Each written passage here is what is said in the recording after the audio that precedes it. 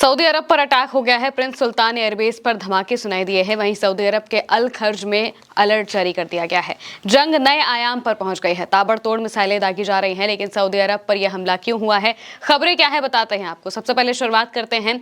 देखिए, सबसे पहले तो ईरान इजराइल पर हमला करता है क्योंकि इजराइल ने बेरूत पर हमला किया था। इसके जवाब में ईरान की तरफ से हमला किया जाता है, फिर इजराइल की तरफ से हमला होता है। रात भर मिसाइलें दागी जाती हैं और दिन में भी ताबड़तोड़ हमले देखने को मिलते हैं। ईरान और इजराइल के बीच में आपस में दोनों ही देश भिड़ते हुए दिखाई देते हैं, लेकिन इस बीच में खबर यह भी सामने आती है कि सऊदी अरब पर भी अटैक हुआ है। वहां पर भी धमाके सुनाई दिए हैं, मिसाइल अटैक हुआ है, ड्रोन अटैक हुआ है। इसको लेकर भी जो खबर है वो सामने आती है। तेहरान टाइम्स के हवाले से लिखा गया है, सऊदी अरब की राजधानी रियाद में सुल्तान एयरबेस पर जोरदार धमाकों की आवाज सुनाई दी है। यानी कि जो सऊदी अरब में रियाद राजधानी है, वहीं पर प्रिंस सुल्तान एयरबेस है। आपको याद होगा, जब 40 दिनों की जंग चल रही थी तो इस दौरान ईरान ने प्रिंस सुल्तान एयरबेस पर ही खड़े अमेरिका के E-3 अवॉक्स प्लेन ध्वस्त कर दिए थे।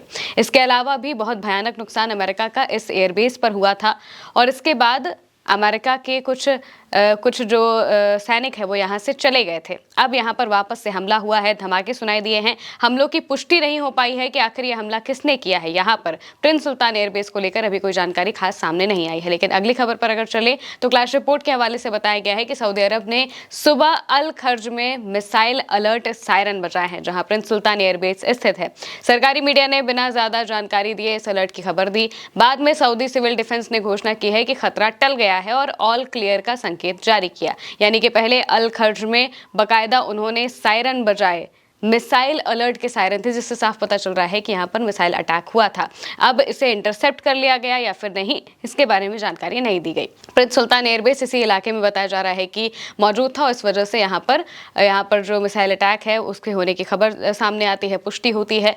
इसके बाद ये पता चलता है, सबको यही लगता है कि ईरान ने अटैक किया होगा। सबको यही लगता है कि ईरान की तरफ से यहाँ पर हमला किया गया होगा क्योंकि यहाँ पर यूएस का एयरबेस है। लेकिन सबसे बड़ी बात तो यही है कि सऊदी अरब पर अटैक ईरान ने नहीं बल्कि यमन ने किया है। क्लैश रिपोर्ट के हवाले से ईरान ने खारिज किया है इन बातों को। लिखा गया है कि ईरान के विदेश मंत्रालय के प्रवक्ता ने उन खबरों का खंडन किया है जिनमें कहा गया था कि ईरान ने सऊदी अरब को निशाना बनाया है। उन्होंने कहा कि तेहरान ऐसे किसी भी हमले की बात खुलकर स्वीकार करेगा। यानी कि उन्होंने बताया कि भाई, अगर हम हमला करेंगे तो हम तो खुलकर बताएंगे कि हमने हमला किया है, हमने मिसाइलें दागी हैं, हम तो कहेंगे इस बात को। लेकिन ये वाला हमला हमने नहीं किया है, ये बात हम खुलकर बता रहे हैं। अब खबर आती है ईरानी लेटर के हवाले से, जो बताते हैं कि ये मिसाइलें यमन की तरफ से दागी गई हैं। बड़ी खबर करके लिखा गया है कि सऊदी अरब में प्रिंस सुल्तान एयरबेस पर मिसाइल हमला ईरान ने नहीं बल्कि यमन ने किया था। इस घटनाक्रम से पता चलता है कि ईरान ने इजराइल के हालिया हमलों का अभी तक सीधे तौर पर कोई जवाब नहीं दिया है। अब सबकी नजरें इस बात पर टिकी हैं कि क्या तेहरान खुद कोई कदम उठाएगा। तेहरान ने कदम उठा भी लिया है। इजराइल पर ताबड़तोड़ हमले जारी हैं, भयानक तरीके से हमले हो रहे हैं और उनके साथ में यमन भी हमले कर रहा है। यमन सऊदी अरब से सटा हुआ इलाका है और यमन की तरफ से ये मिसाइल दागी गई है। हो सकता है कि यमन इजराइल पर मिसाइल दाग रहा हो और बीच में ये मिसाइल सऊदी अरब पर जाकर गिर जाते हैं या फिर टारगेट लॉक करके सऊदी अरब में ही गिराई हो। अभी तक यमन ने इस पर कोई खास सफाई या फिर जानकारी नहीं दी है। यमन ने अपना बयान जरूर दिया है, लेकिन बयान में उन्होंने सऊदी अरब का जिक्र नहीं किया बल्कि इजराइल का जिक्र किया। उन्होंने कहा कि उन्होंने इजराइल पर हमले किए हैं। अब जब इजराइल पे हमलों की शुरुआत हुई है तो वो हमले ईरान की तरफ से हमला किया जाता है इजराइल के सबसे ज़रूरी एयरबेस पर, जो उनका मिलिट्री एयरबेस है, रमात डेविड, इन पर हमला किया जाता है। इसके अलावा भी बीच शिमेस और बाकी के जो इलाके हैं नॉर्दर्न इजराइल के, उन सब जगहों पर हमला किया जाता है जहां से लेबनान पर हमले किए जा रहे थे। यहाँ पर सीधा ईरान इन्हें टारगेट करता है। इसके बाद फिर यमन भी साथ में आ जाता है। यमन की तरफ से भी मिसाइलें दागी जाती हैं इजराइल के ऊपर और हिजबुल्लाह की तरफ से भी मिसाइलें दागी जाती हैं इजराइल के ऊपर। यानी कि इजराइल तीनों तरफ से घिर गया है। तीन देश उस पर हमला कर रहे हैं। यमन की तरफ से हमला हो रहा है, यमन में जो हूती संगठन है वो हमला कर रहा है, लेबनान में जो हिजबुल्लाह मौजूद है वो हमला कर रहा है और ईरान तो हमला कर ही रहा है। ईरान ने सबसे पहले हमले की शुरुआत की थी। अब यहाँ पर जब हमला किया जाता है, ईरान ने हमले की शुरुआत जरूर की थी, लेकिन ईरान ने पहले ही इस बात की चेतावनी दी थी कि अगर बेरूत पर हमला किया तो फिर जवाबी कार्रवाई में हम इजराइल पर हमला करेंगे। ये चेतावनी उन्होंने साफ तौर से दी थी, लेकिन इजराइल नहीं माना और इजराइल ने बेरूत पर हमला कर दिया, जिसके जवाब में ही ईरान ने सीधे इजराइल पर हमला किया। अब अगर आगे बढ़े तो यहाँ पर सऊदी अरब के बारे में बता दें कि प्रिंस सुल्तान एयरबेस बहुत ज़रूरी एयरबेस है और हो सकता है कि ये अमेरिका को एक चेतावनी देने के तौर पर हमला किया गया हो। दरअसल इराक में जो मौजूद मिलिशिया ग्रुप्स हैं उन्होंने भी अमेरिका को सीधे धमकी दी थी, चेतावनी दी थी कि अगर आप इस जंग में पड़ेंगे, मौजूदा वक्त में जो अभी रात में हमले हुए, इस बीच में ही उन्होंने चेतावनी दी कि अगर अमेरिका की तरफ से ईरान पर हमला किया गया, इजराइल और ईरान की बात है, इन्हें आपस में लड़ने दो, अगर अमेरिका हमला करेगा तो अमेरिका के जो बेसिस वहां पे मौजूद हैं, जो ठिकाने मौजूद हैं,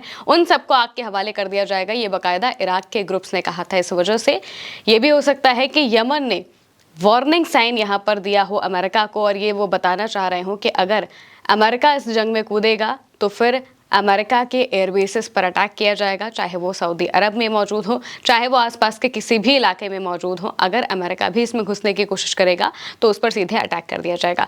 अभी तक जो हम खबरें देख रहे थे, जो हम लड़ाई देख रहे थे, वो सीधे अमेरिका और ईरान के बीच के देख रहे थे। जो होर्मुज़ का इलाका है वहाँ पर यूएस नेवी फंसी हुई थी और वो जब भी हमला कर रहे थे तो फिर वहाँ से ईरान पर वो हमला करते, ईरान फिर वहाँ से अमेरिका के एयरबेसेस जो कि सऊदी अरब, कुवैत और बहरीन में मौजूद हैं, इन सब पर हमला कर रहा था। लेकिन अब जो सीधी लड़ाई है वो इजराइल से हो चुकी है और इजराइल और ईरान के बीच में ये बमबारी जल्द रुकने वाली नहीं है, क्योंकि डोनाल्ड ट्रंप भी थक चुके हैं। डोनाल्ड ट्रंप रात से ही नेतन्याहू से बार बार फोन पर बात कर रहे हैं, उसे मना कर रहे हैं, उन्हें कह रहे हैं कि वो हमले ना करें या फिर दोनों ही लोग हमले ना करें, सीज फायर करें। सीज फायर के बीच में ये हमले बिल्कुल भी जायज़ नहीं है। तमाम तरह की बातें नेतन्याहू को डोनाल्ड ट्रंप समझाते हैं, लेकिन नेतन्याहू नहीं मानते हैं और वो ईरान पर रिटेलिएटरी अटैक्स शुरू कर देते हैं और अभी भी अटैक्स जारी हैं। बताया जा रहा है कि ये जो अटैक्स हैं ये अभी और लंबे चल सकते हैं, क्योंकि इजराइल साफ तौर से नहीं चाहता है कि ये डील हो और अमेरिका डील करके बस किसी भी तरीके से यहाँ से निकलना चाहता है। अब ट्रंप फंस चुके हैं, क्योंकि इजराइल नहीं मान रहा है, ईरान नहीं मान रहा है और अब उनकी डील भी फंस चुकी है। यानी कि यहाँ पर अब उन्हें नया रास्ता अपनाना पड़ेगा, या तो ईरान पर हमले करने पड़ेंगे या फिर किसी भी तरीके से दोनों को मनाना पड़ेगा। और इस बीच में सऊदी अरब में मौजूद जो उनका प्रिंस सुल्तान एयरबेस है वो निशाना बन गया है और से निशाना बनाकर ये एक वार्निंग दी गई है कि अगर अमेरिका कूदने की कोशिश करेगा तो अमेरिका पर भी बड़े हमले हो सकते हैं। फिलहाल के लिए मेरे यानी महिमा के साथ इस खबर में इतना ही। आप देखते रहिए उल्टा चश्मा यूसी।